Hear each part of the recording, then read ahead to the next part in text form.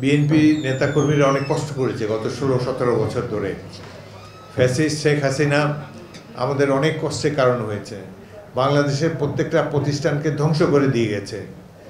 এবং এখন দেখা যাচ্ছে এটা ইউনিয়ন পরিষদের চেয়ারম্যান, কালকে দেখলাম তারও 15,000 কোটি টাকা।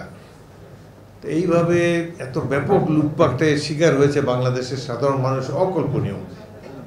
একটা প্রতিমন্ত্রী লন্ডন শহরে 360টা বাড়ি, শেখ হাসিনা, তার বোন শেখ রাহানা, তার মেয়ে টিউলিপ, ছেলে জয়, এই বংশ বাংলাদেশের সম্পদ লুটপাট করে সব বিদেশে পাচার করে দিয়েছে আর ভারতের দালালি করেছে, যার জন্য আমাদের দেশের মানুষের অনেক কষ্ট হয়েছে গত 16টা বছর। আমরা যে একটা স্বাধীন জাতি, তার কোনো অস্তিত্ব ছিল না, আমাদের বাক স্বাধীনতা ছিল না। বিএনপির অসংখ্য নেতাকর্মীকে হত্যা করা হয়েছে, গুম করা হয়েছে।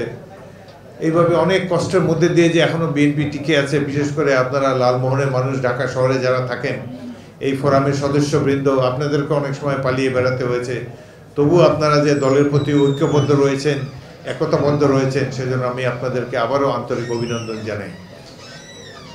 আজকে আমাদের সামনে আরও অনেক কঠোর পরিশ্রম রয়েছে। আমাদের আগের ফ্যাসিস্ট প্রধানমন্ত্রী, বিনা ভোটের প্রধানমন্ত্রী, নৈশ ভোটের প্রধানমন্ত্রী, তিনি ভারতে পলায়ন করেছেন। ভারতে বসে বসে তিনি বাংলাদেশকে কিভাবে ধ্বংস করা যায় সেই পরিকল্পনা চালিয়ে যাচ্ছেন।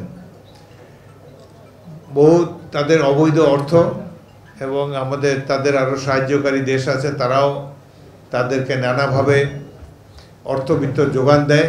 এটি দিয়ে বাংলাদেশকে ধ্বংস করার জন্য শেখ হাসিনা এখন উঠে পড়ে লেগেছে। আমাদের দেশ শান্তিতে থাকুক, আমাদের প্রতিবেশী কখনোই চায় না। সুতরাং কেবলমাত্র আমরা যারা এখানে যথেষ্ট বয়স হয়েছে, কিংবা যারা তরুণ, খালি নিজেকে নিয়ে ভাবলে চলবে না। অনেক কষ্টের বিনিময়ে আমরা 1971 সালে এই দেশটাকে স্বাধীন করতে পেরেছি। আমাদের নেতা শহীদ রাষ্ট্রপতি জিয়াউর রহমান স্বাধীনতা ঘোষণা দিয়েছেন। দেশের অসংখ্য মানুষ, সৈনিক, ছাত্র, যুবক, বিভিন্ন পেশাজীবী মানুষ, তাদের ত্যাগের বিনিময়ে এই দেশটা স্বাধীন হয়েছে। আমরা স্বাধীনতাকে অক্ষুণ্ণ রাখতে চাই। এবং আপনারা নিজেকে নিয়ে তো নিজের রুজি রোজগার চিন্তা ভাবনা তো আছেই, কিন্তু সবার উপরে দেশ, আমাদের দেশের যাতে কল্যাণ হয়, দেশের স্বার্থে যাতে আপনাদের দ্বারা সাধিত হয়, এই জন্য আমরা সবাই মিলে যেতে চেষ্টা করব। বিএনপি একটি রাজনৈতিক দল, যেই দল বাংলাদেশের মানুষের দিকে তাকিয়ে রাজনীতি করে, এবং আমরা আশা করি যে আগামী দিনগুলোতে বাংলাদেশের স্বাধীনতা সার্বভৌমত্ব অক্ষুণ্ণ রাখার জন্য আমরা সবাই অক্লান্ত পরিশ্রম করব। বাকি রমজান মাস, এই মাসে আপনারা জানেন যে কোনো একটি সওয়াবের কাজ করলে 70 গুণ নেকি আল্লাহ রাব্বুল আলামিন আমাদের জন্য বরাদ্দ রাখবেন। এবং এই সময় আমরা নানা ধরনের অন্যায়, অবিচার, পাপ কাজ থেকে বিরত থাকার জন্য নির্দেশ দেওয়া আছে। আমরা অত্যন্ত ভাগ্যবান যে আমরা পবিত্র ইসলাম ধর্মের অনুসারী।